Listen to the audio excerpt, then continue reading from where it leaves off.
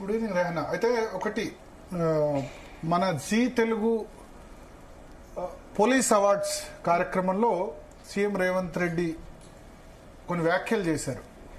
చాలా మందికి తెలియ ఉండదు. అది మనం చేసిన Zee Telugu award police award చేసిన కార్యక్రమంలో అంత ముందు రోజు ఉద్యోగ సంఘాల నేతలు, ఇప్పుడున్న ఉద్యోగ సంఘాల నేతలందరూ కూడా వాళ్ళు పోరాటం చేస్తాం దశల వారీగా అన్నప్పుడు దానిలో ఆయన ఒక మాట అన్నారు, నన్ను కోసుకొని తిన్నా డబ్బులు లేవని చెప్పి. సో అది చాలా సెన్సేషనల్ అయింది. ఉద్యోగ సంఘాల నుంచి ఉద్యోగుల నుంచి తీవ్ర వ్యతిరేకత వచ్చింది. రాగానే నెక్స్ట్ డేనే గవర్నమెంట్ కూడా రియాక్ట్ అయింది. ఉద్యోగుల్లో దీని విషయంలో తీవ్ర వ్యతిరేకత ఉందని వెంటనే ఒక కమిటీ వేశారు. నవీన్ మిట్టల్ నేతృత్వంలో ఒక కమిటీ వేశారు. ఆ కమిటీకి రిప్రజెంటేషన్స్ ఇచ్చారు ఉద్యోగ సంఘాల నేతలందరూ కూడా, ఎంప్లాయీస్ జేఏసీ నేతలందరూ కూడా. ఆ రిప్రజెంటేషన్ ఇచ్చిన తర్వాత ఆ కమిటీ రిపోర్ట్ ఇచ్చింది మొన్న.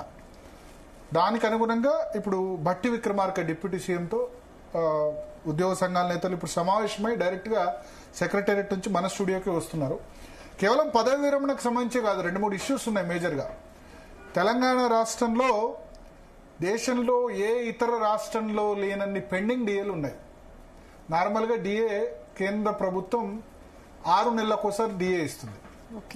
6 months కోసారి డిఏ ఇస్తే దానికి అనుగుణంగా రాష్ట్ర ప్రభుత్వం డిఏ ఇవ్వాల్సి ఉంటుంది. మన దగ్గర 5 డిఏలు పెండింగ్ లో ఉన్నాయి. ఇట్లా 5 డిఏలు పెండింగ్ లో ఉన్న రాష్ట్రం ఏ రాష్ట్రం కూడా లేదు దేశంలో.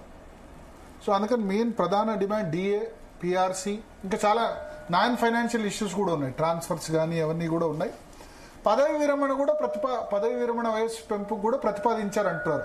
చర్చల్లో పాల్గొని వచ్చిన వాళ్ళే ఉన్నారు కాబట్టి వాళ్ళని అడిగి తెలుసుకుందాం. సో